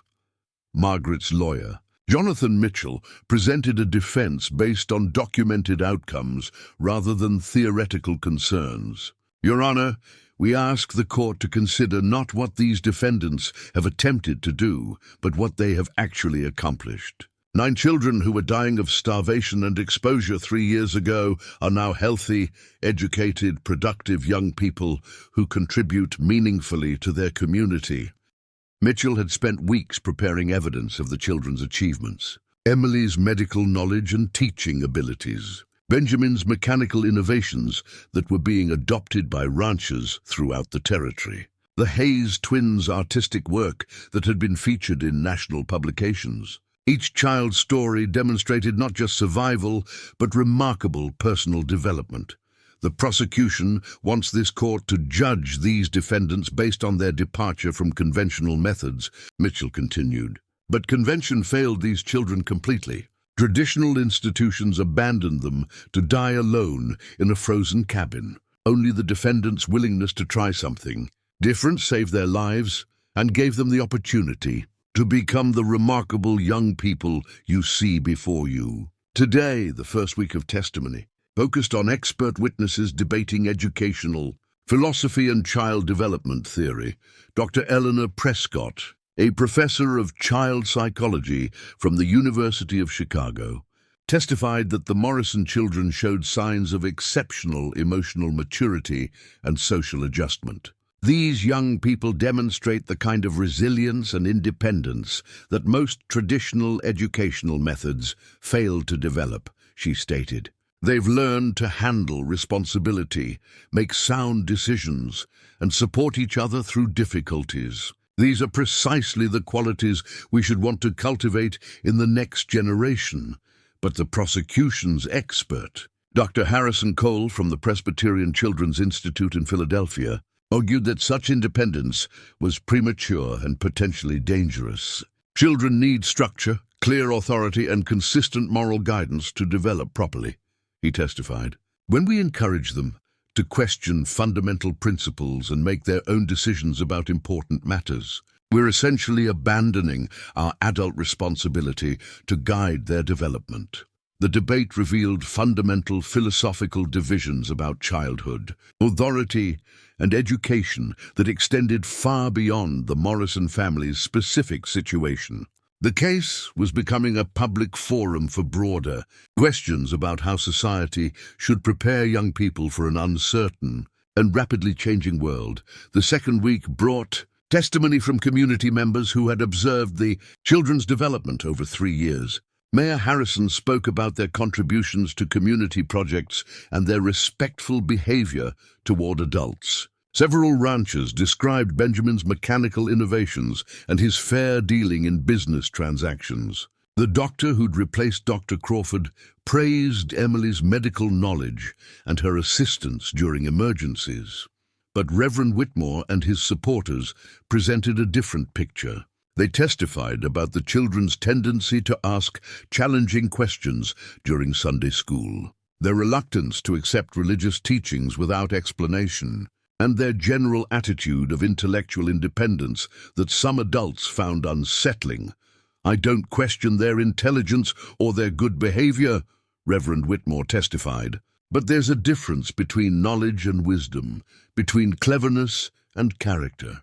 These children have been taught to trust their own judgment rather than submit to proper authority. Such training may serve them well in academic pursuits, but it fails to prepare them for the kind of humble obedience that Christian life requires." The most dramatic testimony came when each of the children was called to speak for themselves. At 16, Emily was old enough to testify as an adult witness, and her responses to cross-examination demonstrated exactly the kind of thoughtful independence that both sides were debating. "Miss Patterson," Prosecutor Worthington asked, "do you believe children should always obey their parents and other adults in authority?" Emily considered the question carefully before responding. "I believe children should respect adults and listen to their guidance. But I also believe that obedience without understanding can be dangerous. If an adult tells a child to do something harmful or wrong, blind obedience becomes a form of harm rather than respect." "And who taught you to make such distinctions?" "Life taught me," Emily replied simply. "When adults abandoned us to die in that cabin, we learned that authority isn't always trustworthy. Mrs. Morrison taught us to think carefully about what adults tell us and to ask questions when we don't understand. That's not disrespect, it's intelligence." Benjamin's testimony focused on his mechanical work and business dealings. At 15, he was already earning money through his innovations. and had plans to establish a manufacturing operation that would employ other young people in the territory. Do you think it's appropriate for children your age to be involved in business? Worthington asked. I think it's appropriate for people of any age to contribute whatever they can to their community, Benjamin responded. Age matters less than ability and responsibility. I've proven I can design useful equipment and deal honestly with customers. Why should that be considered inappropriate just because I'm 15? The Hayes twins, now 11, testified together about their artistic work and their plans for the future. Their poise and articulation impressed observers, but also highlighted the unusual maturity that critics found concerning. Don't you think you've missed out on normal childhood experiences? Worthington asked them. Rebecca Hayes looked at him with genuine puzzlement. What's normal about being abandoned by adults and left to die? We've had the chance to develop our talents, learn useful skills, and live with people who care about us. That seems much more normal than sitting in classrooms memorizing information we'll never use. Her response drew murmurs from the courtroom audience and seemed to frustrate the prosecutor, who was finding it difficult to portray these articulate, confident young people as victims of inadequate care. The trial's turning point came when Thomas Patterson, now 7 years old, took the witness stand. As the youngest and most vulnerable member of the family, his testimony carried special weight with observers who were trying to assess whether the Morrisons' unconventional methods had harmed or helped the children. Thomas, Mitchell asked gently, can you tell us about your life with Mr. and Mrs. Morrison? The little boy looked around the courtroom with curiosity rather than fear, then smiled at Margaret before answering. They saved my life when I was sick and cold. They taught me to read and write and take care of animals. They help me when I'm scared, and they answer my questions about everything. Are you happy living with them? Thomas nodded emphatically. They're my family. Emily is my sister, and Benjamin is my brother, and Mrs. Morrison is my mama. We all take care of each other. Do you ever wish you lived somewhere else? The question seemed to confuse Thomas, who looked at Margaret and Henry with an expression of genuine bewilderment. Why would I want to live somewhere else? This is my home. His simple, heartfelt responses cut through all the theoretical debates about education and authority. Here was a child who'd been dying 3 years ago and was now healthy, happy, and secure. Whatever academic arguments might be made about the Morrisons' methods, the practical results were sitting before the court in the form of a thriving 7-year-old who clearly felt loved and protected. As the trial entered its final phase, both sides prepared closing arguments that would frame the choice facing Judge Bancroft. Worthington argued that good outcomes couldn't justify dangerous methods, and that allowing the Morrison family to continue their experiment would encourage other families to abandon proven approaches to child-rearing. Mitchell countered that the children's success demonstrated the value of educational innovation, and that breaking up this family would constitute genuine child abuse. After they'd overcome so much together, the case had attracted national attention, with newspaper reporters filing daily stories about the unconventional family whose fate would determine whether frontier communities could innovate beyond traditional institutional approaches to child welfare. Editorial writers debated questions about parental authority, educational freedom, and the purpose of childhood in a rapidly changing society. Margaret sat through the final arguments, knowing that everything they'd built together hung in the balance. 9 young people who'd become her children in every way that mattered were waiting to learn whether they'd be allowed to remain together or be separated by a legal system that valued conformity over outcomes. Judge Bancroft announced that he would deliver his decision the following morning, sending the Morrison family to spend what might be their last night together in the boarding house where they'd stayed during the trial. As Margaret tucked Thomas into bed and listened to Emily help the younger children with their prayers, she realized that whatever happened tomorrow, they'd already proven something important about the power of love and determination to rebuild lives from nothing but hope and courage. Up next, you've got two more standout stories right on your screen. If this one hit the mark, you won't want to pass these up. Just click and check them out. And don't forget to like, subscribe, and turn on the notification bell so you don't miss any upload from us.